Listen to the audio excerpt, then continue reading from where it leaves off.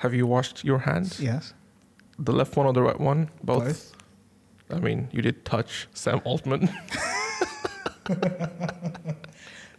I'll give you that one. That was pretty good.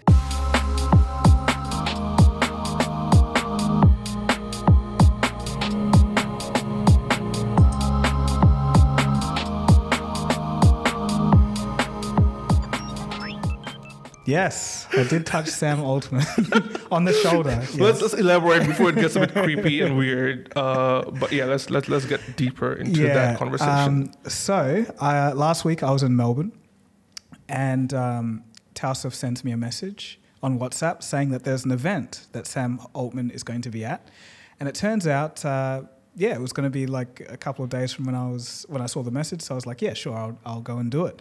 So essentially, it was a startup culture event held by a group in Melbourne, and the backstory behind it is actually quite interesting. So Sam was doing this world tour. I think he covered like 22 countries in like a few weeks. It was like hectic. So his last stop was Australia, but then he had nowhere to go. There wasn't a plan yet.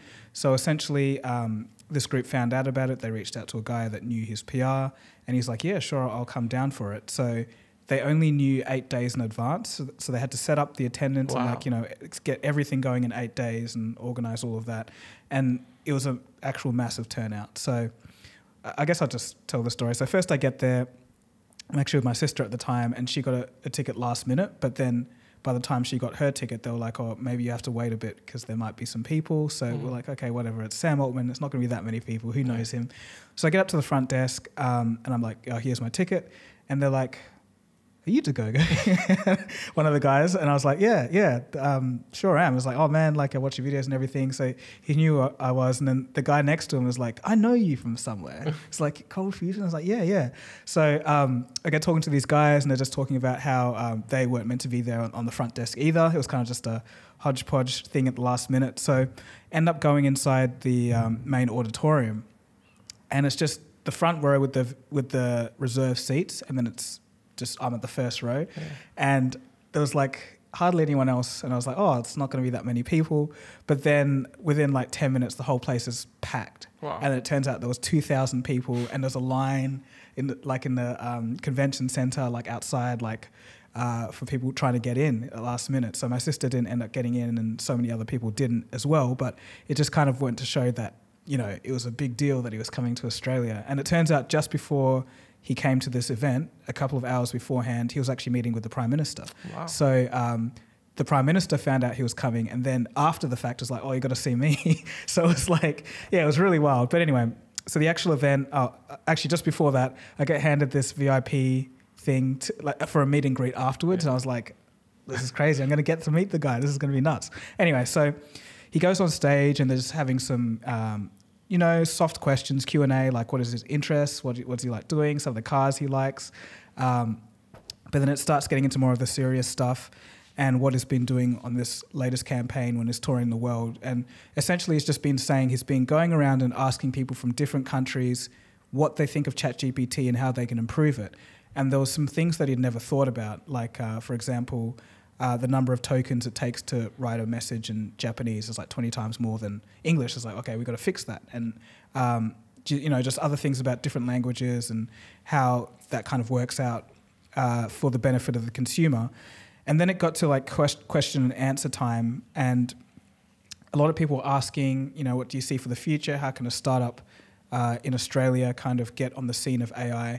And his main overall view of the situation was just don't wait, just get in now and use AI and figure out how it works for you and your workflow.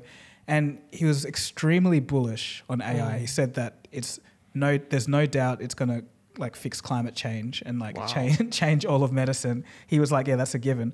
But he's like, what I'm most excited for is the new scientific breakthroughs that come from using AI. And I was like, that's a good point, and that is one of the most exciting things. Like that's, that could just change the world again in a short amount of time. So overall, it was interesting hearing what he had to say about things. And his demeanor on stage and actually having him in person is a lot smaller than I thought he would be, actually. So I think there's something common that I've seen with a lot of people that I would have seen online and then seeing them in real life later, especially like athletes and musicians. Like, so they're not as big as they appear on TV, like in terms of structure. Yes, yeah. So afterwards there was so they finished the question and answer session, and he walked off the stage, and there was like a little booth to the side, and he was packed and swarmed with people. There was like 50 people trying to get his autograph and like take photos with him. And me and a few of the organizers were standing there kind of looking at this, and we're like, oh, I feel sorry for the guy, you know, like he's just come off this long tour and all these people are trying to swamp. And then one girl was like, well, at least it's like not some random TikToker or something. This is a guy who's like doing something important. And I was like, yeah, I guess that's a good idea. I mean, good point. And then after that, for a little while, that was like 10 minutes or so. And then there was the VIP thing, which I got the tag from one of the organizers to attend. And it was the same deal here. So there was like different tables and people were standing around, and everywhere he went, there was just people trying to get photos with him. And then by the end, he was like in a corner of the room with people just around him trying to get a photo. And I was talking to one of the organizers, and I was like, oh, I'd love to get a photo, but I feel really bad. Like he's had so many people trying to hound him for it. So essentially, at that moment, I was like, okay, I'll just do it like a quick one. It's going to be all right. And then he like had enough at that point. He literally left and like walked past me, and then I tapped him on the shoulder just to say like, oh, good, like a word of encouragement or something, good job or something. But and then he was out of there and left with his detail and left the building. So it's quick interaction. That's all I got. But overall, it was very interesting seeing him, and also just the reaction to him in a live setting. So it was so you can finally confirm that he is a human being after all. Well, an advanced robot maybe, but 99.99% human being, yes. Fair enough. So very, I guess, useful, productive trip for you to Melbourne. That wasn't the purpose. Well, that was not the purpose, but it was all last minute as well. Because when I got when I sent you the text, it was just the day after, or was it the same day? I think it was the day. Sorry, it was the day after. Because even I didn't know about it. Yeah, I was like, how did you actually find out about that? So basically, I'm part of this group which is about Bangladeshis living abroad, and there's one about Australia, right? So this is basically about the diaspora of the country from Bangladesh, and we just talk about the industry and whatnot. And I just joined like that group this week, and it was a new thing anyway. And one of the guys who lives in Melbourne is like, hey, this thing's happening with Sam Altman supposed to be there. Any of you guys going there? And I'm like, I wish. But immediately I was like, wait, Dagogo's in Melbourne. So the first thing I did was just forward the link to you, and I guess that just worked out. So the power of networking, I guess. Power of the internet. Power of the internet. But other than that, you've been keeping well, because obviously we've been done this in a couple of weeks' time. Yeah, I have been keeping well. More or less. Today, but past week I've been quite ill. It's just the weather, man. It's I think it's the weather. Yeah, it was cold in Melbourne. It's cold. I mean, is it colder here or cold? Oh, definitely colder over there. Really? Yeah, definitely. I mean, that's what people say anyway. But it just feels really cold in Perth. Right. Well, trust me, it's colder there, and you get this icy wind. That's just it's horrendous. Everyone else in the US is thinking, listen to this, like, what are they talking about? The sun's out. Yeah, I'm sure by this stage everyone knows that the hemispheres have like. Are there people that still don't? Like? I mean, they do, but it never comes off as something that you think about until you get, I guess, interacting with somebody who's experiencing it. Right. So that's what usually happens. Because for us, when we move to Australia, when we come to Australia, that's the reality. Mm-hmm. I mean, but for the rest of the world, that's something like they don't really think about as much. That's probably true, yeah. So recovering now, I may cough a few times, but excuse that. Well, I mean, obviously, you took a flight here. Have you seen the thing that's been going around with the double-decker seats? Oh yeah, I did actually. I only saw like an image like on Instagram. Yeah, same. People just been going nuts about. People just been going nuts about it, like just really smacking it to the ground. It's like, oh, it's so bad. But like, what are your thoughts? I have to see the image in front of me again, but my impression was that it was okay, but like I thought so too. Yeah. So for anyone those who don't know who we're talking about, we'll try and put a picture on the YouTube video. But for those listening in, that's basically almost like a double-decker style seating arrangement for airplanes, where you've got the usual people sitting, and there's one kind of right in front of you and top of you, and then there's one right underneath you as well. I think if you look at the picture, it'll give it a better understanding.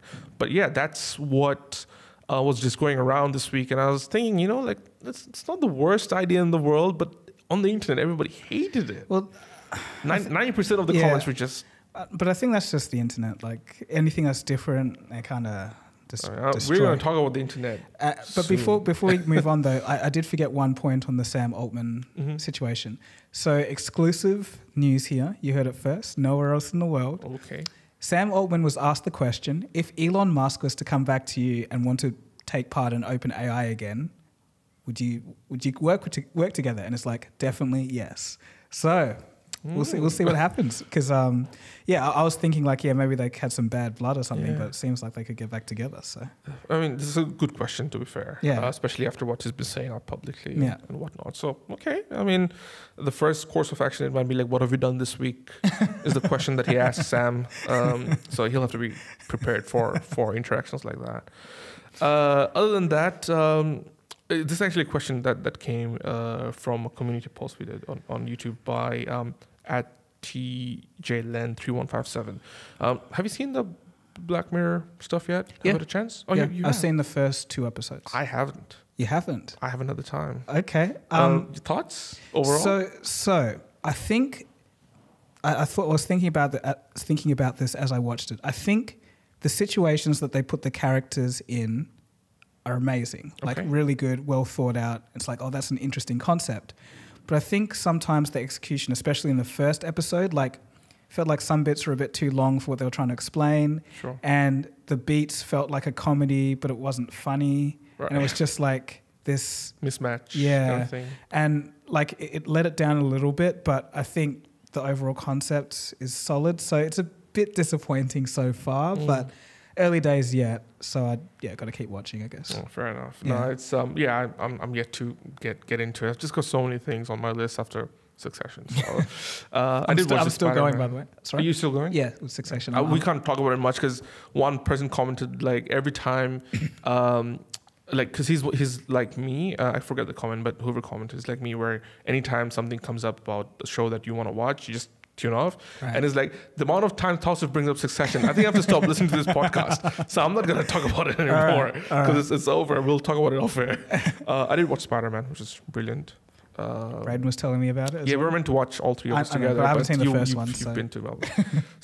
Better watch it. It's really good. It's one of those, just the animation work, I think, deserves its own kind of deep dive and just deconstruction of how they make it work. It's really incredible. Okay. And of course the storyline. I think they are taking a leaf of Pixar's kind of approach to storytelling in a lot of ways, where you feel that the characters are very, very much relatable in a lot of ways, and very, very good. Okay. But excited to see what happens then.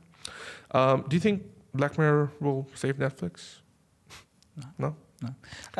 The share prices are going up. Yeah, exactly. Like we talked about it before. I don't think Netflix is in as bad trouble as they used to be. I think I was hearing that the password crackdown actually helped them. Yeah, really exactly. helped. Because people were like, okay, I better get an account then, and then sign up numbers. And so it actually went up. Yeah. And I remember telling this in the podcast before when we were talking about this last year, is that generally 90% of the time when companies take these steps, they don't just take it because obviously they take it because they want to make money or have some other obligations to shareholders or whatever, but they don't necessarily take it just because they feel like it. They look at the data. Well, with the Bud Light situation, I don't know if you've... So I guess Bud Light's target audience was a certain political affiliation, and the person who they wanted to, I guess, represent the brand was of a completely different political affiliation, and that's stereotypically, by the way.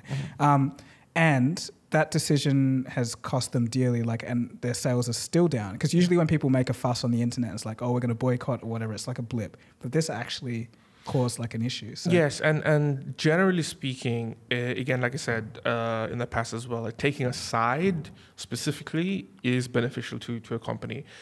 But I guess in this case with Bud Light's historical audience and target group and demographic, this stance in this case was perhaps not the most, I guess, well thought out. And again, that's not a data-driven decision. This is an ideological decision, right? That's why I was saying that, okay, if they do take a decision in any case, if it's data-driven, then it usually works out. It usually works out, even if the public outrage is way larger and louder on the internet. But I agree. But I think we have to look at the data in terms of other companies who have done similar kind of taken similar kind of steps and how they perform. Because I've seen numerous companies who've taken similar steps and they, there's an initial blip and then they perform better. And I think it has to be said about the retail products.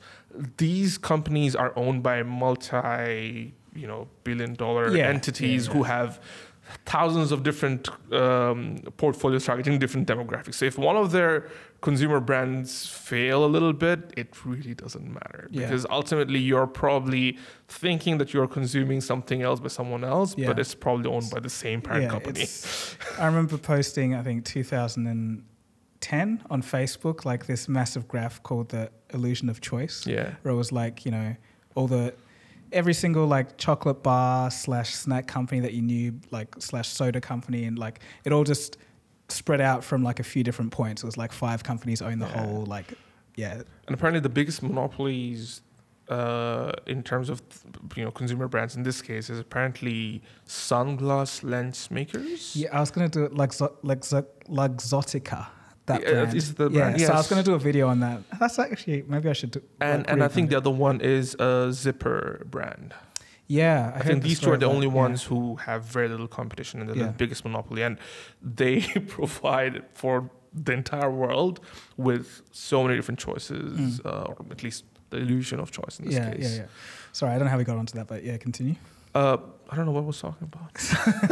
Just talking about brands, Netflix brands. Oh, Netflix boycotting, the password sharing stuff. Yeah, so ultimately, it's working out for them. So have you seen that they're also opening up a restaurant?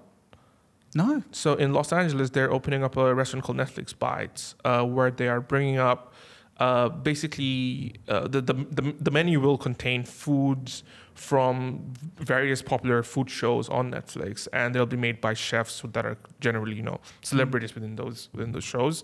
I thought again that's a very interesting idea. I don't hate it. Also, just a funny thing it's in 2 episodes so far of Black Mirror, but Netflix is called what's it called? Stanberry or something like that. Streamberry. Oh, okay. It's called Streamberry in the same writing and everything. So it's it's kind of meta. There's a lot of meta stuff in there anyway. But sorry, go on. Yeah. So I thought that was an interesting way that they're expanding because they've tried the games, they're trying a lot of other things as well. And ultimately, again, this was probably because when they announced, I was thinking, like just once, because Netflix isn't for just one city, right? It's generally for the entire world and different, target demographics around the entire world. So then does this open up scalability possibilities for Netflix Bites, the restaurant? And it could be something like, I don't know, like a franchise or a chain that gets built around the world. Because they're starting off at Los Angeles because obviously it's based in the US.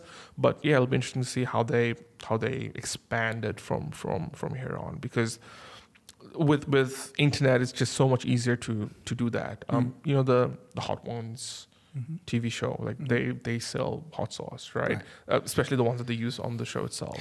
And that's a very popular part of their revenue. Yeah, I guess the thing though with the Netflix restaurant is it has a lot of cuisine from Netflix cooking shows, but how many people will the target market that watch those cooking shows be enough to kind of sustain that business? Because other people would go there a couple of times. This is just my assumptions, but they'll go there because it's like, oh, the new Netflix restaurant, let's check it out, and then go a couple of times. It's like, oh, that was all right, and then kind of forget about it. But the biggest danger for them is if people treat it as a novelty and not as a regular thing. Because if you just go there once, because my favorite chef made this, let me just try it once, then I guess that's the fear because you won't get repeat customers. So that's something they'll have to solve. Yeah. Okay, so we actually ended up talking about a lot of different things in the first part of the show. But obviously, the biggest news this week has been the OceanGate vessel that's gone missing, and I guess technically it's been found. Yeah. Obviously, for those who are listening and probably already know what's happened, but 5 people who were aboard a submersible, those missing near the Titanic wreck of the coast of North America, have all died in what appears to have been a catastrophic implosion of that vessel. It's likely occurred near the shipwreck where the submersible was headed. So ultimately, obviously, there's so many stuff to talk about, and we're not going to get into the details. But there's 2 things that I want to talk about specifically. One thing is the reaction of the internet, because this is a show about all things internet. And the other thing is about the much talked about Logitech controller that controlled the entire thing. But from your perspective, I mean, what have you been seeing? What have been your thoughts overall? Yeah, I've seen a few. We'll get to the internet stuff later, but I guess just the actual disaster that happened. It's a tragedy. Can I speak today? It's a tragedy that it happened, but not because of, it was just an accident or whatever. But it seems like that everyone knew this was coming. Everyone involved in the project knew that this was going to happen. Like, there were some engineers that resigned in protest because of the materials used and the way that the design methods of the actual vehicle. So the main hull was made out of carbon fiber, which is like a intricately weaved material, like a kind of composite material. Whereas, so interestingly, this information comes from James Cameron, who actually has done the dive multiple times and actually seems to know quite a bit about the engineering side behind it. And for those who don't know, he directed the movie Titanic. Titanic, yes.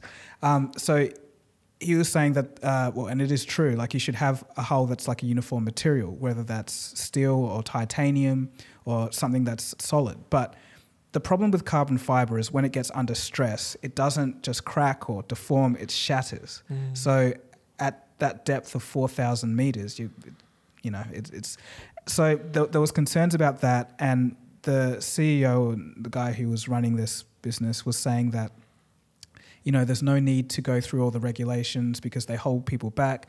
It stifles innovation. What we need is to come up with something new, and push the boundaries and take these risks. And ultimately, it didn't end up paying off. And even the testing and the certification of the craft, it wasn't certified by anyone. But apparently, he didn't go down to test at the full 4,000 meters. Like, I think they've done the test before, but done the journey before, but this time it didn't work out. I think there was too much cycling. So wait, this was like the maiden trip? Sorry? This wasn't the maiden trip, was it? Like the first trip? No. I don't think so. Because they would have done it multiple times before. Yeah. So they would have, but I think it was like the repeated stressing and de-stressing of the vessel hull caused the crack. But the thing is, so he said it was rated at 4,000 meters, but that's kind of the depth of the Titanic. So it was kind of like you're getting pretty close to your maximum strain here, or maximum pressure rating. So there was some issues just with I guess the hubris. It's almost mirrors the Titanic story exactly, where it's like this thing is unsinkable. We know what we're doing, and it didn't work out. And I guess for me, it's from the point I found out to the point, obviously, where it happened was probably the last 3 days. I'd say 3-4 days. We're recording on Friday the 23rd. And just the reaction to the whole thing in terms of... Sorry, just one last thing I remembered.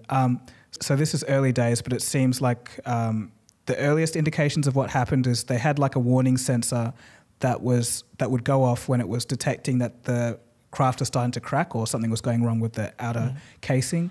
And so that detector seemingly went off and they were trying to ascend, because what happened was they dropped their weights or their ballast or whatever it was, and they were on their way up when it imploded. So that's kind of sad, because that means they kind of had a bit of time and they knew. The thing is, it's like 4 kilometers. Like how it's and it's just incredible as to how it all unfolded online, for me at least. I think initially, you saw the news, and then just the flurry of memes Yeah. It's like, people just don't care about too soon anymore. It's just, and I think it's almost too sad to think about. Like, I don't know what's going through their heads and why they...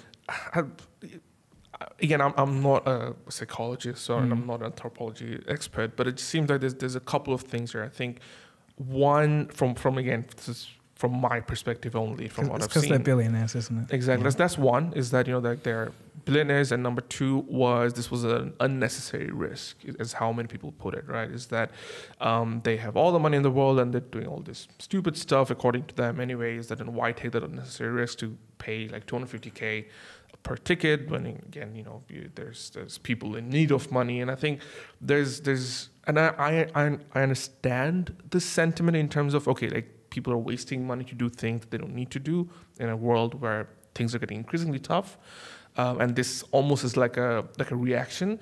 But I think wishing death upon people is where definitely you draw the line. I think you can be critical of how they spend their money. You can be critical of everything that certain policymakers and these mega rich people do. But again, like, wishing death is just, and them just making jokes about it at the moment where it's like happening, but we don't even know what's the outcome, right? It just feels. I think the third thing was also, how people tend to compare different stories. So obviously there was a recent migrant boat that capsized, killed well over, I think, close to 100 people. And again, you hear stories like this all the time where you're kind of desensitized, right?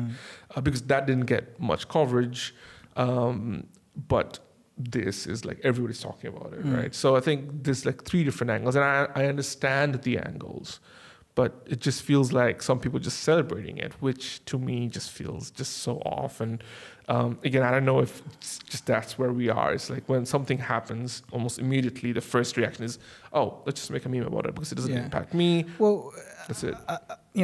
This is unrelated, but like a while ago, I was watching, I guess, the different stages of generational humor. So millennial humor versus Gen Z humor.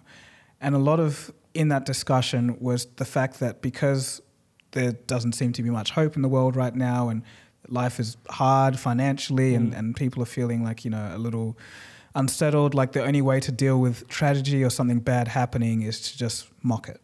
And that's essentially... It's coping it's the coping mechanism of the style of humor specifically for Gen Z internet users. Like, millennial humor, apparently, according to this, was a bit more random. It was just random, and that was what made it funny. Yeah. But this is more dark humor, and that's kind of the coping mechanism. So we don't know who's posting it, if it is in fact Gen Z people, but I feel like that kind of sentiment is spreading on the internet in terms of when something bad happens, just make fun of it, I agree. And there's other stuff that's happened, this I'm not going to get into it, but basically the schadenfreude of it all is just that it just seems like more and more people enjoy the downfall of others. Again, it could be I just think of the fraud videos, but and in some cases it makes sense. If people are happy that somebody who's been frauding around people or doing stuff that they're not supposed to gets caught, I think that's different. But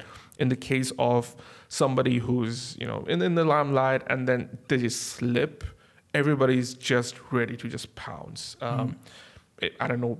I think there's just some sort of joy that comes out of it, and obviously the term is Schadenfreude. I think Schadenfreude, it's a German term, but it just seems like more and more people have that amplified these days online. Yeah, and it's like, I don't know. The thing is, I wasn't paying too much attention to. I guess I saw like a few of the famous ones, like everyone in the Titanic, like looking. I saw a few of the famous ones, but the thing is, I wasn't paying too close attention. I was more interested in like what went wrong and how it happened. Same. And it was. But the interesting thing is, maybe a month or 2 months down the line, when I look at the memes, I'll be like, oh, it's a bit funny, right? And then that has happened multiple times in terms of tragic events. And I think you're right. It's a generational thing, because I think if I shared like a joke about a trauma, like a traumatic event that happened with my parents' times, right, or a historical event that's of big magnitude, and then I shared a joke about it with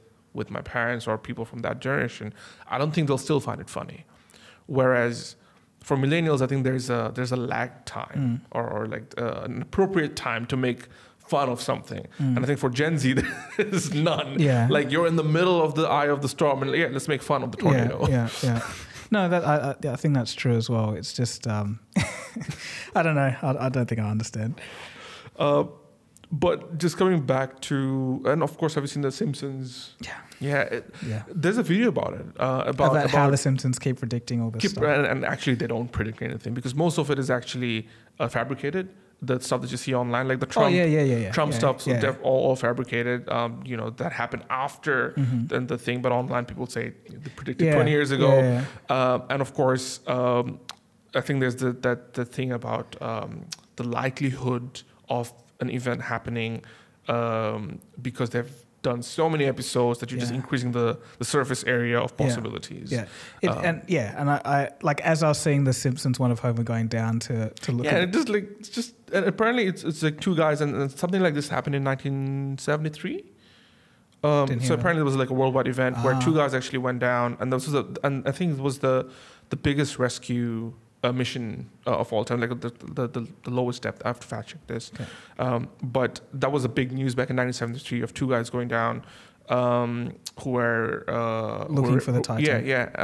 Not looking for Titanic per se, but I don't know what the reason was, but that was an international news, and it was a successful mission. They got them. Okay, well that's happy ending. Yeah, but I have to fact check the whole thing. But yeah, as I was looking at it, it's like they could make a episode about anything, and it's just like eventually it's going to happen, but just an interesting bit of trivia, do you know when the Titanic was first found after it sunk? As in first discovered? That yes, so it sunk in 1912 and then no one knew where it was for a while, but when did it get discovered again? 60s? Nope. When? Just have another guess. I don't know. I'm bad at this game, man. 1985. Okay. Yeah, so it took not the worst, but it took a long time. Yeah. Like people, I guess it's such a far depth. It's just like you don't think about it. 4 kilometers under the sea, it's pitch black. I've been seeing a lot of those infographic style animation of just comparing how deep the ocean is, and it actually is fascinating to it's think. Scary. It's scary. It's scary, and I've been seeing a part of my TikTok sometimes shows up where people in deep sea explorations, not deep sea, but more so out in the sea explorations, where they have to be in like these big, large vessels, either in the oil rigs or whatever. They post videos of the sea at night, where they just take the flash on, and it's literally just nothing around you. You're in the middle, and you're just there looking at that monitor, just looking at the radar. So that the whole liminal spaces thing. Yeah, that's the kind of feeling I get with it. Just the visuals I see from you talking about something like that. I love liminal spaces. Just this eerie feeling of I don't know, just the dreamy spaces that exist. But that's also a big TikTok thing, by the way. Huge trend. Of course. Huge trend. Liminal spaces. But look, I'm going to come back to the controller issue because that has been made fun of. But apparently it's pretty normal. Exactly. And that's what I want to talk about. The thing is, apparently it's the US Navy deploys Xbox controllers on its submarines as replacements for bulky flight sticks, and also the military are also using similar style game pads, and if they're not using the actual controllers, they're mimicking the design of it because number one, it's just makes sense in terms of human. Like the amount of money Sony and Microsoft have put into R&D for making the perfect controller. You might as well use that. Exactly, and second, apparently because the new generation is way more adapted to controls like that, and it's just easier for them to control big things. So just thought that was a very interesting thing that and I guess it makes sense if people don't know about it. It's like because when I first saw it, it's like really like a $40 stuff that you can get from Walmart and then just use it, but it's just normal, which I didn't know before this. So again, if you didn't know about it, I just thought I'd put that in. Now just moving on to deep and dark spaces. Okay. Reddit went dark. Good segue. Good, I don't know the segue. Kind of. Right. 6 out of 10. 6 out of 10. Okay, I'll take it. Look, last week the pages of Reddit went dark, with thousands taking their forums offline to protest against a decision by the platform to impose fees on third-party tools many rely on to make the site more efficient. The protest came after Reddit announced that as of this week, it'll limit access to the site's API or application program interface, which allows outside companies and users to work with platform data for their own products and services. Reddit needs to be self-sustaining business, and to do that, we can no longer subsidize commercial entities that require large-scale data use. That's what Reddit CEO Steve Huffman wrote in the post, and it met a lot of backlash because for some of the users, it meant paying millions and millions of dollars, and also just for the entire way that Reddit operates, it basically meant that for it to continue as it is, it would require many people to pay up a huge amount. And some people are saying that Reddit's also doing this so that it's protecting its data from being used by other companies for training large language models. And to do that, basically they're saying, this is our data, you have to pay up for using it to train your own programs. Similar to what Twitter's done. And that makes sense because Steve Huffman apparently is a big fan of what Elon's been doing. It seems like a lot of people are, and I'll get into that after this. But yeah, just the overall way that Reddit's handled this whole thing, just been very interesting to see it play out because it is a place where so many people go for just day-to-day information, questions. And I just saw a meme the other day where somebody mentioned that, I'm thinking about this very niche problem that I thought I'd only have in this some guy in 2005 who was already asked that question on Reddit. Like that's how deep the information portal goes in some ways. Yeah. What are your thoughts on the whole thing, if you have it? I can understand the view of Reddit. Like that's a lot of valuable data that they have, and data is the new oil. So they want to kind of take advantage of that. But if it's to the extent of Reddit not being able to keep their lights on if they don't do this, I'm not so sure about. So it could just be a cash grab. Are they they're publicly traded, aren't they? Yeah, they would be. Yeah, so maybe it's just shareholders. I don't know though. Could be, but also I think this is a step that again a lot of big platforms are taking. Except Meta is doing the exact opposite. They're making everything open. They're big enough. They can. Yeah, that should be fine. but with Reddit, yeah, I think I think most people are upset because it's destroying the very fabric of Reddit's way of using of users using the platform, right? And of course the moderators as well, who basically do this for free, for passion, right? And it'll impact them as well. So eventually what people are looking at is that they're kind of screwing up their own users. Wait, can you explain how does it affect the moderators? I think it basically would mean that the lack of these services would mean that they won't be able to use the API to customize the way that they communicate with the pages, because they use it like a lot of people use like in different apps. So if you're just a basic moderator who just runs a basic Reddit app on the side, you're fine. But if you're using the API to customize a lot of the interactions, which plenty of big Reddit pages do, they also get impacted through this. So then why can't it just be like if you are a proven or verified Reddit moderator, then you can use the API. If you're a company, but then you'd have to pay for it regardless, isn't it? Because there's no system in place for Reddit to do that.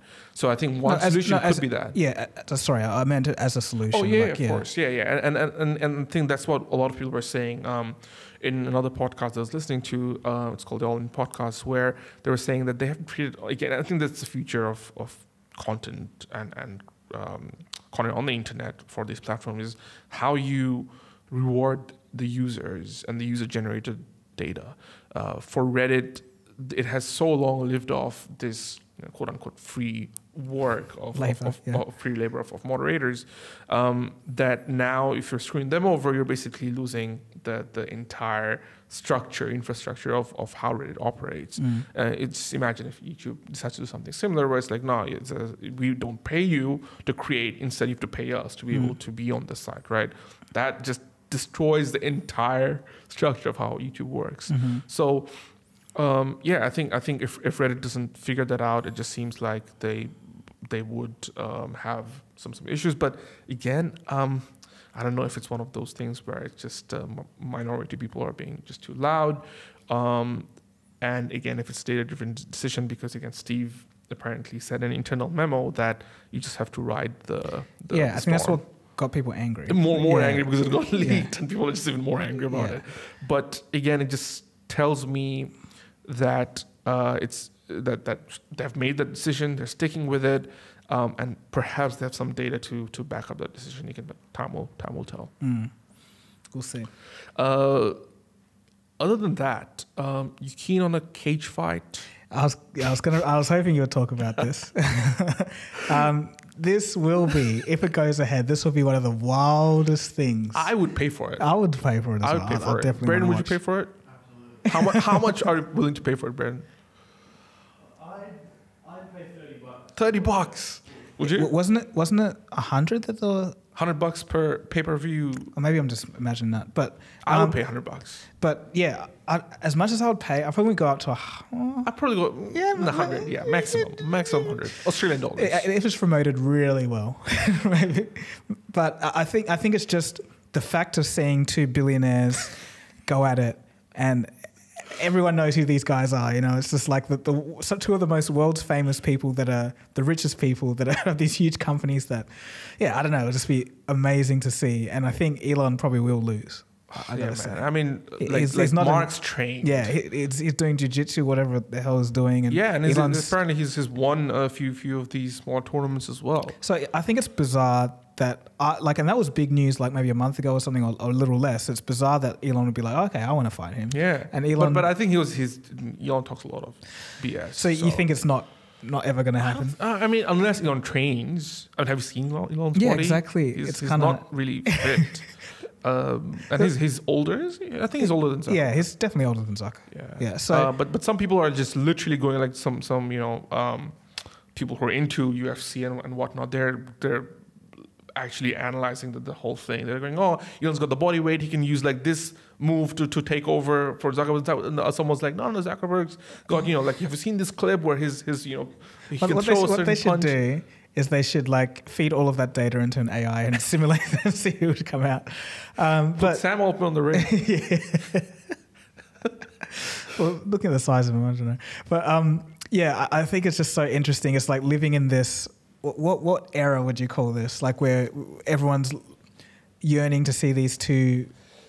I mean, isn't it called the late stage capitalism? Is what I think this is definitely the post late stage capitalism. But this is something else where there's an entertainment angle, and it's like they're also celebrities. It's like back in the day having JP Morgan as a celebrity or something during the Gilded Age. But it's like, what is that? What do you call that? Yeah, you're right. I don't think I've seen anything like this or heard of anything like this in the past. It's a weird. It's celebrity culture mixed with extreme capitalism. I mean, for those again who don't know, it's basically Elon Musk tweeted saying that he's up for a cage fight with Zuckerberg, to which Zuckerberg took a screenshot and posted it on his Instagram saying, "Send me location," and apparently people have just is that it? Is that the whole interaction? Yeah, and apparently somebody have confirmed that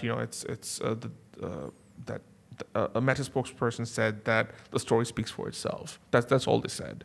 Okay, maybe I'm not so confident it's going to happen. And to which Musk responded that Vegas Octagon is what he said. And then he said, I have this great move that I call the walrus, where I just lie on top of my opponent and do nothing. So obviously I think Elon is just, talking BS. But I think Mark's serious. And I think there's a little bit of ego thing going on, within, and I think it's mostly ego for a lot of these billionaires in some ways, right? And then the question that some people have been posing about the OceanGate meetings is, why would you do that kind of stuff? You have all the money in the world. Why are you doing these things? And I think once you have achieved certain things in life, and especially I think billionaires and who have, I don't want to say self-made per se, but people who have achieved certain things with their businesses.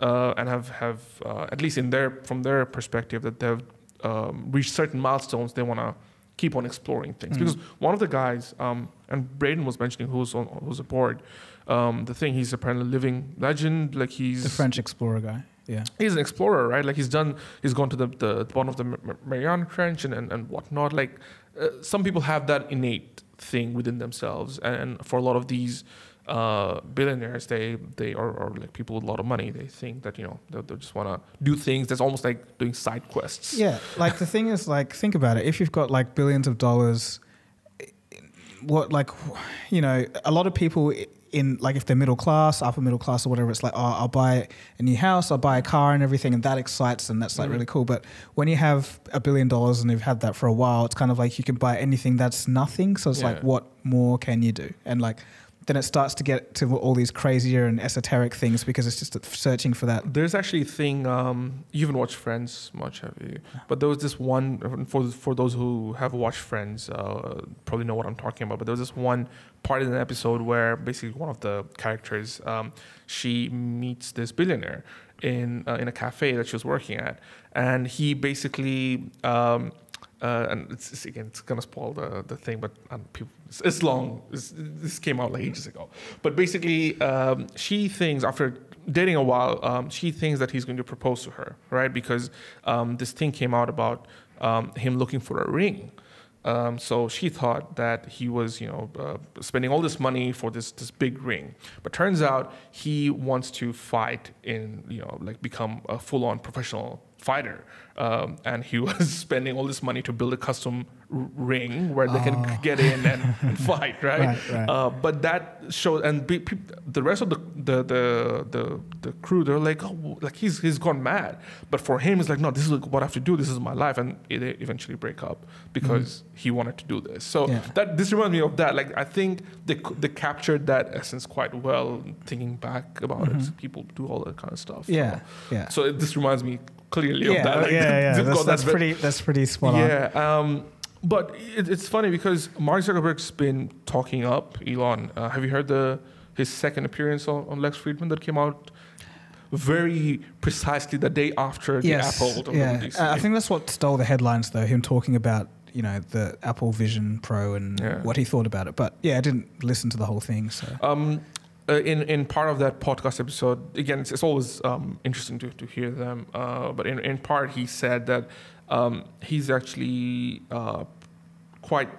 he quite liked how Elon took over Twitter, and he thinks it could end up. I mean, it should have the potential to have billions of users ultimately.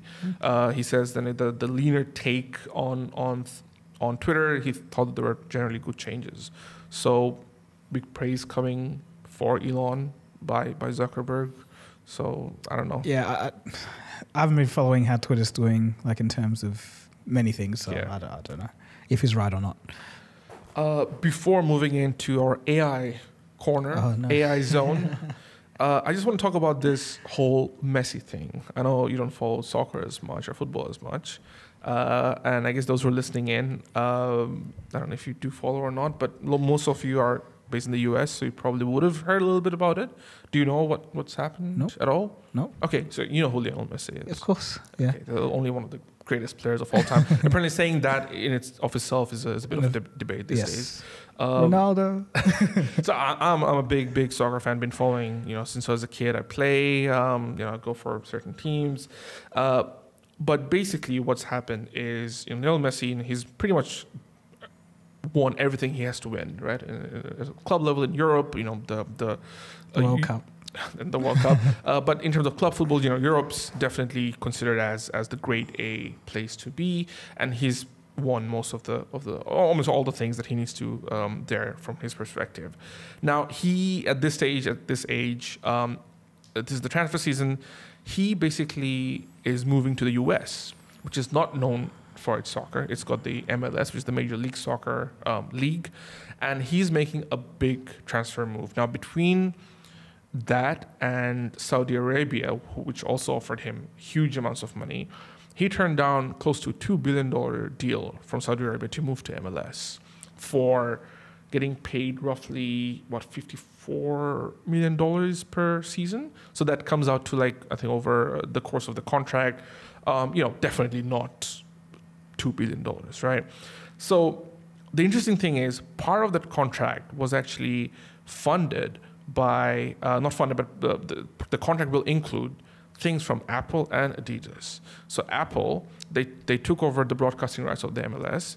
So they will now do a revenue percentage share as part of the contract for Messi coming into the MLS. So that was a big thing, because prior to this, this there would be signups, but now it's just going to drive up the signups to an insane level. And the second thing is Adidas, who are also partnered with MLS, and they also sponsor Messi. They're also giving him an extra amount of money. But the most interesting part of it all is the team that he's going to. So it's called Inter Miami. It was the 25th club of the franchise. So basically that means, like you can add clubs to the roster. And it's owned by David Beckham. Now, David Beckham, he played in the MLS. In 2007, he made a similar move where he wasn't towards the end of his career, but he still had a lot to give. He could have played in a club in Europe, but he moved to the US at that time. And then part of his contract included buying a future MLS club or forming a club at a cheaper price. When he left the club as a player, retired, he got the option to buy a club in MLS for $35 million. This is a cheaper price, right? And at that time, it was around $500 million to enter a team. So he got it like a very cheap price, right? Now, listen to this. By the time Inter Miami played their first game, which is in 2020, the club was the 10th most valuable MLS franchise already and was valued at $857 million. So almost, I don't know how many percentage, but 35, 857, huge in 7 years. That's 24 more times. And now with Messi joining, it could be valued at $1.5 billion. So this whole thing was kind of orchestrated by Beckham in some ways in 2007. And he's kind of doing the same thing with Messi, who will also have a similar option of buying it in the future. So you're looking at kind of like this way of regenerating It's capital. almost like investing, yeah. Investing. Yeah. And the thing is what Saudi Arabia is doing, like basically the state is funding their own league in similar ways, and they're bringing in, like, because Ronaldo plays in Saudi Arabia now. There's so many players. So is that a Saudi Arabian league? League, yeah. And they're like bringing in the money they're paying are just incredible sums, like incredible amount.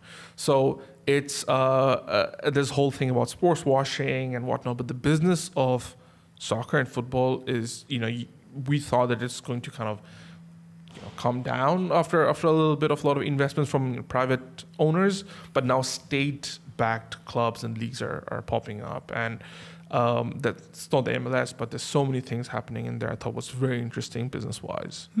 Yeah, okay, I had no idea about that. But this whole MLS thing, is it that good? Like, other teams in terms actually of quality? No. Yeah, so wouldn't Messi just be running through everyone? That's the thing. Yeah. But he's 36, older, he's older, but he'll still definitely be easily the best, or at least one of the best players there, right? Yeah. And he's, because they have a league structure of payment to players, and you can get like a certain amount of players who don't fall under that cap, and he's getting paid like 40 million more than the next person. It's kind of like Michael Jordan, like close to retirement, is like, I'm going to play with the kindergartners now. It's like, I mean, again, the business of Michael Jordan, I've been seeing, like, he recently sold one of the clubs. I think it's the Chicago Hornets or something.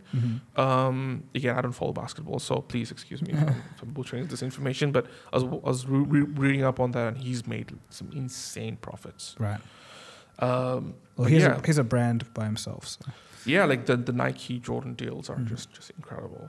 But yeah, that's a bit of, I guess, detour. I think that's the first sports news. First sports news. I mean, I do talk about my not as much, not as much. So have you heard about Meta's AI voice box? Yeah, was that the one where they're like, we got this technology to clone voices of loved ones, but it's going to be too much of a risk to release? Yeah, it's interesting because to me it seems like a PR move where people are bringing up so much about ethical issues. They're like, oh, we've got this thing, but we're not going to show it because we are ethical. Yeah. Sorry. I'm not sure about that, but I don't know. I think it's not, these days it's not so hard to do. Like a huge company like Facebook would be able to pull off that kind of technology quite easily. If like something like Whisper can come out and do Yeah. it, they can. So. I mean, what is Betty's AI would really look like for a consumer? I mean, because Snapchat's doing something similar, right? Yeah, but that's the hard thing. Like, they have to come out with a completely new product, because if you're going to use it for Facebook, what's it really going to do? Like, generate images of what? That's the same thing with Snap AI that they launched, a few months ago, where essentially it just is your, I guess, go-to kind of. It talks to you, right? It talks to you, kind of talks back to you. But Snap, it makes a bit more sense for with Snapchat. Snap, yeah, that's what I'm thinking. Like, what else can Facebook do other than something similar to Snap AI? Mm. And I can't don't know. think of much. Unless it's like, to do with their VR stuff, where it's like it gives you like a customized experience. Which it'll come, I'm sure. I mean, they are going to double down on the VR and AI stuff. So yeah, I don't know. It's just one of those things where it's like you don't know until you see it. It's yeah. All right. Next on the AI stuff is that Beatles song. Have you? Is it the one that Lennon wrote but never like? Yeah. So according to Paul McCartney, for those who would know, he's part of the Beatles. He announced on BBC there was a demo that John Lennon had worked on, and they're just finishing it up, and it'll be released this year, and it'll be the last Beatles song ever. We were able to take John's voice and get it pure through this AI, so that when we could mix the record as you would normally do, it gives you some sort of leeway. So there's a good side to it, and there's a scary side, and we'll just have to see where that leads. And apparently this came with a lot of varying reactions. Some people were just upset. It's AI, it's taking over. Like, what's Beatles doing? And some people were like, oh, this is what AI is supposed to do. Mm. And I think he came out later and said that there's some confusion. We're not recreating something from scratch. Basically, John's done some work, and we're just cleaning it up with AI to whatever degree. I don't know. But I just thought, that's, I guess, what's AI supposed to be. And for, I think this is somewhat okay. Like, if I feel better about this one because it's actually someone who was with him at the time, and this is stuff that he's written. So it's like, if you can make it better, like clean it up and make it listenable, why not? Like, I don't think it's such a bad deal. But on the other hand, if you had some dude in his bedroom who like just made some new Beatles album and what if it's better than all the Beatles album that come out? But he wouldn't have done it though. Like, it would have been the AI. Well, it depends on what section you're talking about. If it's just the AI doing the voice and it's Paul McCartney or something, but his composition is better than the Beatles, then good on him. I don't think that's a... I mean, you say the AI has done it, but I think there's still so much that, at least at this stage, there's so much that goes into recreating something that's yeah. So that's kind of what I meant by which stage. Like, if it's right. Just the vocals that the AI has done and he's done the rest, that's all right. But I think in terms of AI and music, like, I've harped on about this. Like, so far we've got nothing close to it.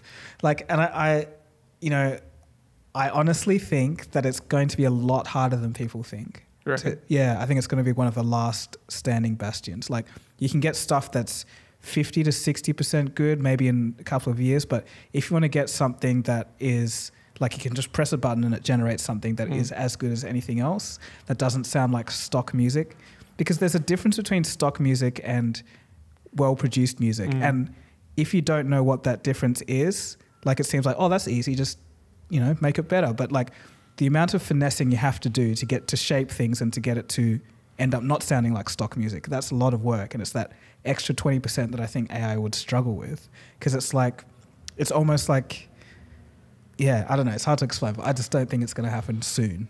I can agree with that. And I think a lot of people, again, are also just a bit tired of AI at this point, in the sense that, so much has kind of come out. And I think people have adapted to it in the sense of reaction, that they just think, oh, it's just another thing, right?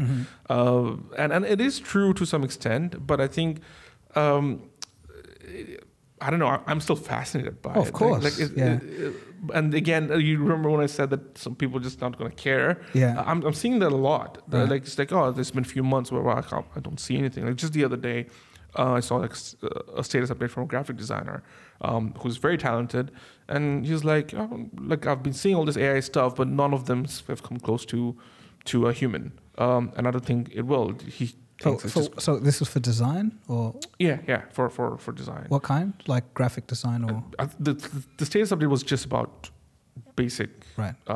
stuff. But again, I felt he's actually mostly an illustrator. But overall, it just seems to me like reactions like that is again very, very common, where like some of the tech stuff's just been so highly hyped up by tech companies that some part of it does feel like that, and other parts just Yeah, I think we're gonna need that next leg where it's like, oh, everyone's flowing again, because it was like, I don't think that's gonna happen ever. Yeah, because again, it just feels like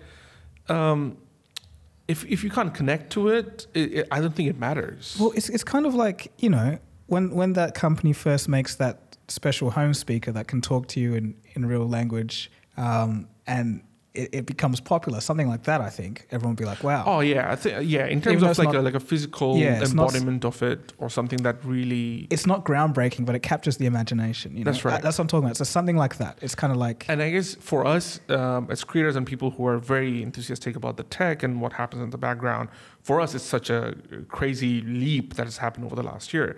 But again, more and more I talk to people where they're like, "Oh, ChatGPT is cool," but that's about it. And it's kind of like everything else is like, "Oh, just." It's getting to that stage where it's like, computers always did that. Yeah, and you mentioned that as well in the past, and I'm just seeing more of it happen because the example that I drew last time was, 10, 15 years ago, I remember again, I had a Facebook picture on my profile where I had sat down and drawn with Photoshop, with my own hand that I, basically cartoonized myself, right? And I posted that on Facebook. People were like, "Oh, this is so cool. Can you make me one? Can you make me one?"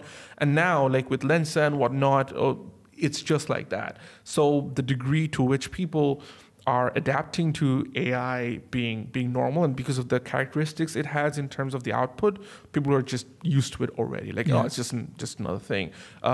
The other day I used Runway to make like a short. I don't know if you watched it. Yeah, I saw that. I personally loved how it looked in terms of as a storyboarding option, but as a final product or even as a storyboarding option, some people are like, oh, it's you can just take a few stock photos or stock images or stock videos, and you can just do that. Yeah. But the fact that I haven't used a reference image at all and just typed up a few things and gave me that, mind blowing. I just don't see. So I'm going to ask you something. Do you actually know of any good AI instead of apart from Kyber and Runway? Do you know any good AI video producing software like from scratch?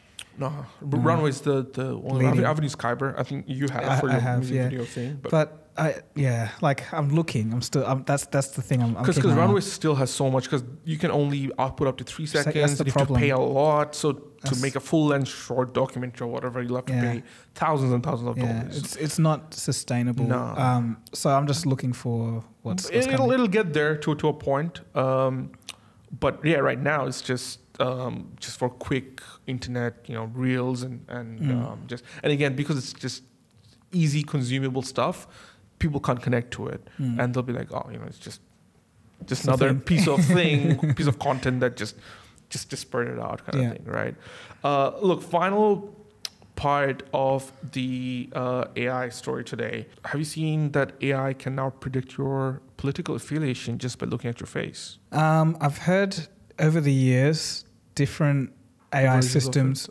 Different AI systems looking at faces and saying, "Oh, this side is uglier." Like they tend to be uglier, or the other side. But I haven't heard of this. Yeah. So a team of researchers based in Denmark and Sweden conducted a study to see that if deep learning technologies like facial recognition technology and predictive analytics can be used on faces to predict a person's political views. To do this, the researchers used a public data set of 3,000 plus images of Danish political candidates who ran for local office and cropped them to show only their faces. After that, they applied advanced techniques and it ended up giving a person's quote-unquote beauty score. Using these points, the scientists predicted whether the figures pictured were left-wing or right-wing, and the study found the tech accurately predicted the affiliations to 61% of the time. 61. Yeah. Slightly better than chance. Yeah. It's interesting. But so let me try and get this straight. Is it they had a data set of political candidates and then based on that, they were predicting just random people? Random people okay. after. So I guess the thesis would be that people tend to vote for people that look like them. That's all you can really come out with from this. But I don't know how far this will go, but I guess this is the kind of stuff that people are just working on as well. Yeah, I don't put much stock in that, to be honest. But it's, people are going to experiment with these things and say, like, what are the patterns that people cannot recognize that AI can? And that's the really interesting, weird space that we could get some interesting results from. But this is a bit, I don't know, maybe just for headlines or something. All right, so that's it from the AI side of things. But before we part ways, this is just one thing that popped up on my Facebook about the OceanGate vessel missing. Somebody named Deborah Grattan posted in November 1st, 2013, and this is her status update, right? I had a dream that an evil billionaire started doing submarine trips down to Titanic and somehow pumped water out of parts of it, but then it turned into disaster on its maiden outing. Probably will make a good movie. That's it. No edit history, no nothing. And they were talking about it 100%. And even the comments there from 9 years ago, somebody said, Tom Cruise should start this. They sound like an episode of Sequest DSV. So like, I never watched it really. So this is Deborah saying, I never watched it really. It was a very creepy dream though. You didn't know you could get inside until just before you did. And then all the walls collapsed and water was everywhere. And everything was really dark and ominous. Well, it's been going viral. Yeah, that's kind of crazy. Because usually stuff like this, it goes viral, and then you look at view edit history, and it's the other way around. But this one, there's no view edit history, and I'll share the link with this. It's incredible. It just popped out. So yeah, well, there you go. Better than Simpsons. That is better than The Simpsons. All right, well, on that cheerful note, we shall end the episode. Thanks for watching, and hope you enjoyed it, and we'll see you again next time. Cheers.